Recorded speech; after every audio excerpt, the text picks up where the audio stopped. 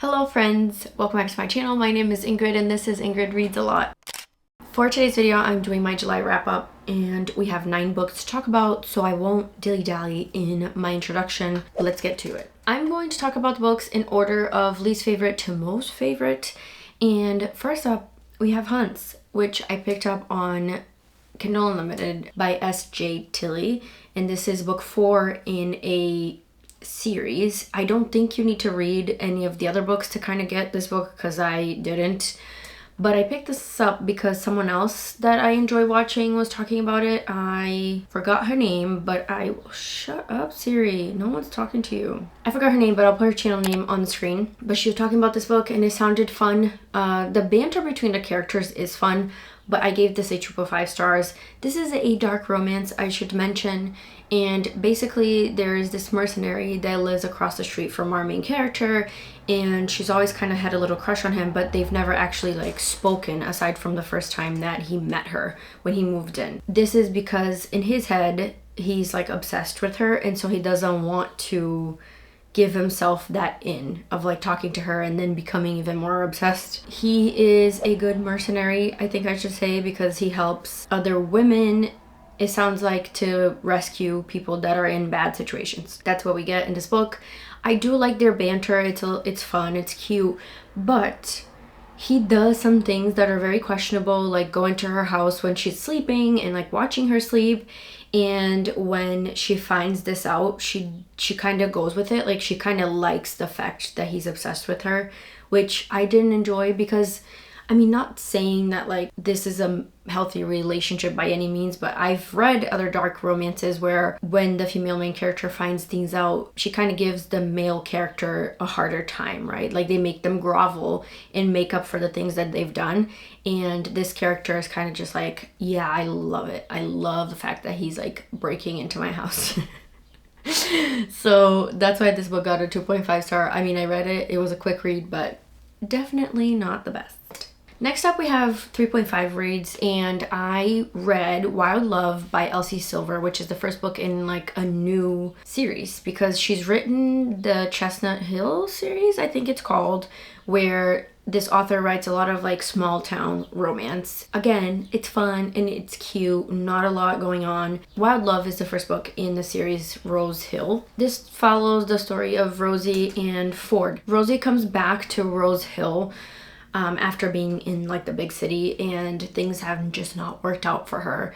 And so she comes back home kind of like with her tail tucked between her legs. She doesn't know what she's gonna do. She doesn't know how she's gonna work.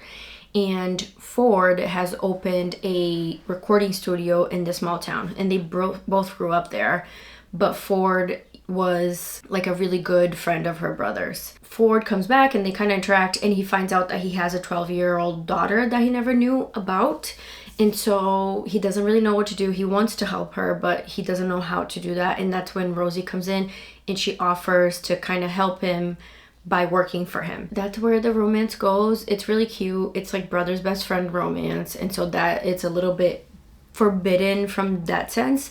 But what I liked about this is that the brother is not like, how dare you date my sister? Her brother is very much like when they finally get together, and I don't think this is a spoiler, but if you want to read this, I wouldn't listen on, but her brother is very much accepting of their relationship. I really enjoyed Ford's relationship with his daughter, and she's funny, you know, very obvious teenager, but you can tell that she really wants to be a part of her dad's life, and she really looks up to him because of the whole like music thing. I really enjoyed this, very cute. And then next up we have a romantasy. It's called The Road of Bones by Demi Winters, and I picked this up because Stephanie from Stephanie Bookish was reading this and it sounded really interesting.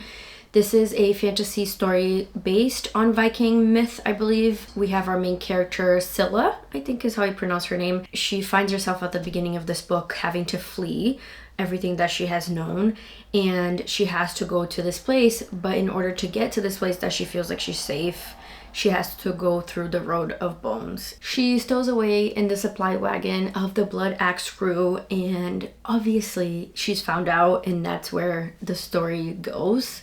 But I really enjoyed this. It has a lot of found family elements with everyone in the Blood Axe crew and Scylla, and there is a little bit of a romance, but I don't think that it's sort of the focus of the story. I really enjoyed like the what's going on in the world outside of that, and there's magic, political intrigue. If you want to read this book, then don't keep listening, but I'm going to talk a little bit of spoilers. Nothing crazy, but the reason why I picked this up is that Stephanie said that the person that she's in sort of like a romance in this first book is not the same person that will eventually be her endgame. And I've been sort of looking for that because it is one of my favorite parts of the Court of Thorns and Roses series, that we change up the romance pairings, and I kind of feel like it's fun. It throws the reader for a loop. Basically, that's why I picked this up, and I was not disappointed. Sorry, I'm really hot. I might have to put my hair up. So yeah, that was one of the biggest reasons why I picked this up, and I wasn't disappointed. I gave this a 3.5 stars. It was fun.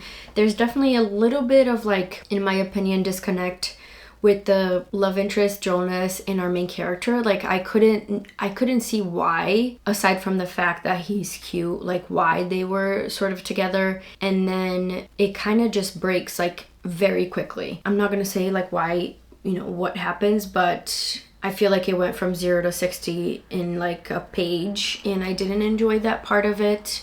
But I am going to continue on the series. I'm hoping that the second book is going to be more fun. We kind of get like sprinklings of who the love interest is going to be, which I'm pretty sure I know who it is, but I won't say anything.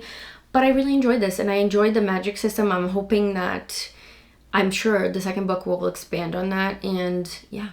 I'm excited to read the second book, and I think I was looking this up, and I think it just got picked up by a traditional publisher, but they're going to keep the covers because the covers of these books are very beautiful. So I'm excited about that, and I will definitely read on with the series. Next up, we have 2 other romances to talk about. The first one is Dixon Rule by Elle Kennedy.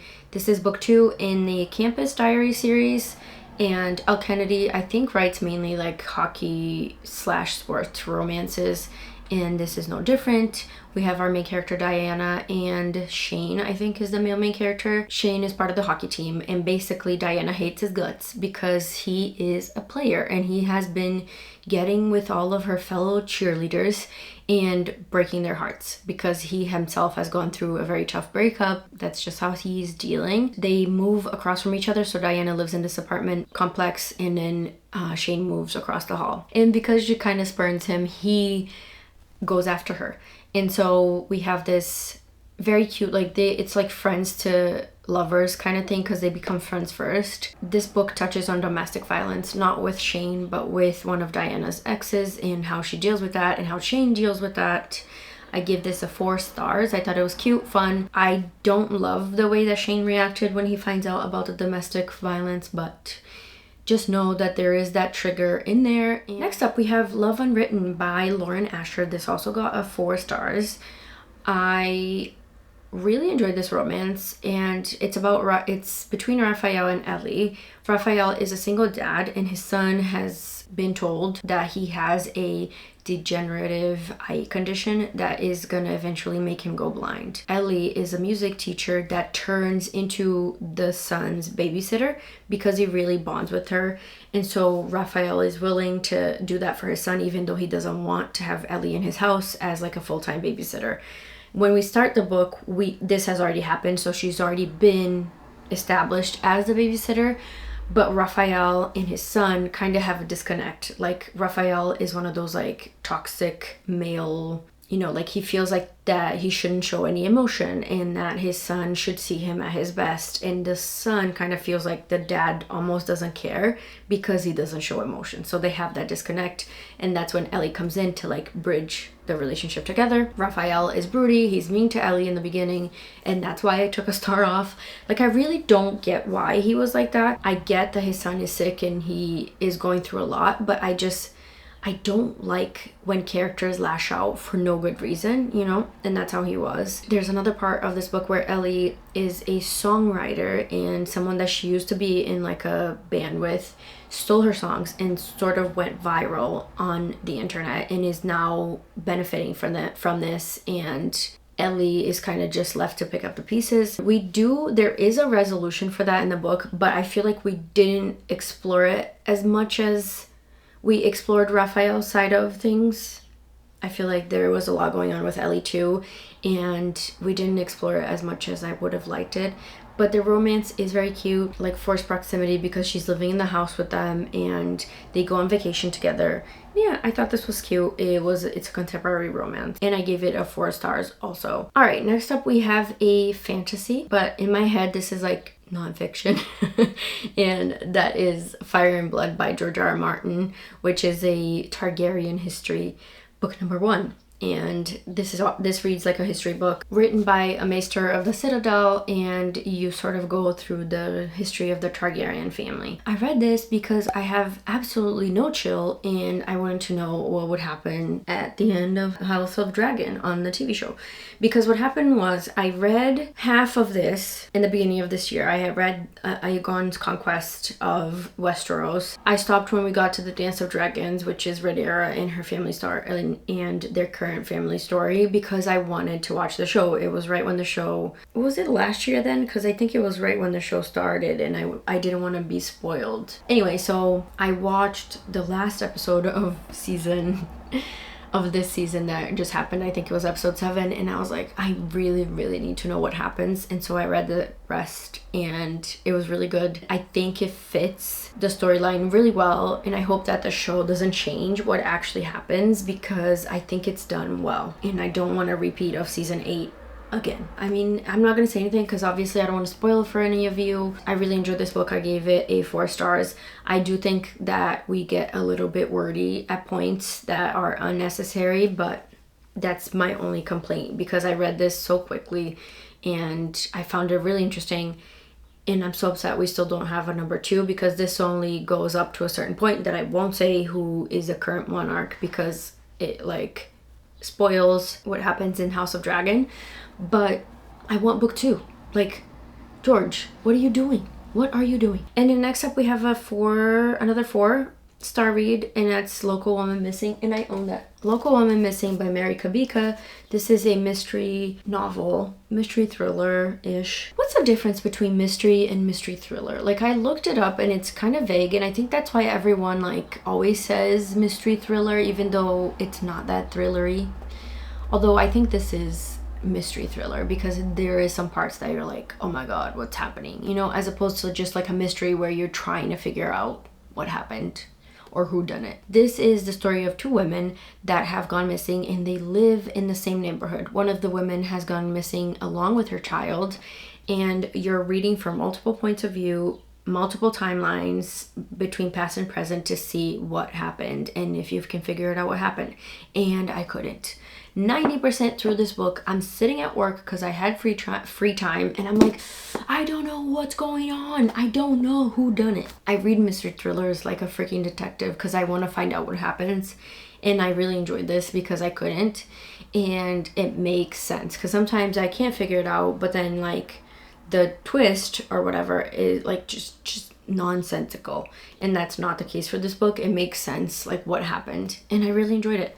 I do think, so yeah, there's 505,000 ratings on Goodreads. I think this is Mary Kabika's most popular book. I kind of went into this skeptical because I don't always enjoy an author's most popular book, because I don't know what it is. I just like, sometimes I don't enjoy those. With Frida McFadden, her Housemaid, I think is her most popular work, and I really didn't like that one. I thought it was kind of boring, honestly. With that said, I really enjoyed this, and I will pick up more from this author, because the whole book I'm still trying to figure out what is going to happen and who did it. I took a half a point off because there is one perspective in this book that we don't really get a lot of closure for, and it was one of the most interesting point of views in my opinion.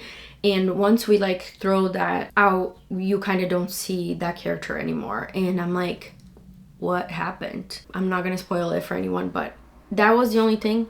But everything else about this book is very enjoyable.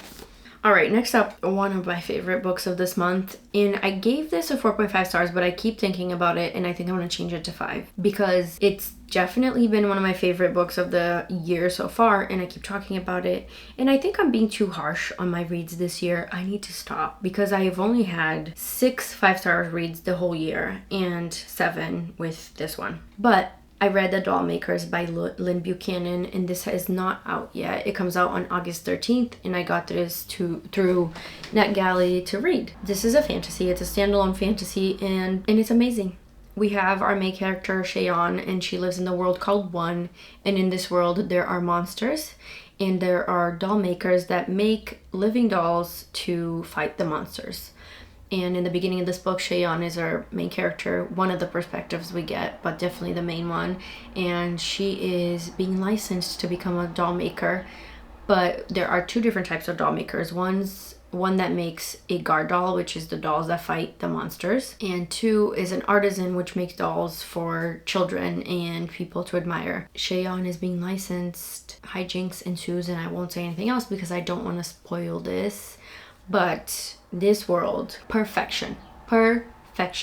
This makes me think, even though this is a standalone, there's definitely, I hope, gonna be a lot more books in this world. And it makes me think of the Every Heart a Doorway by Shauna McGuire, because I know that those books are like not directly related, but they're all in the same world. And that's what I hope happens in here, because we get different like glimpses of the other countries and other people from other places, and I just want to know. I want all the stories.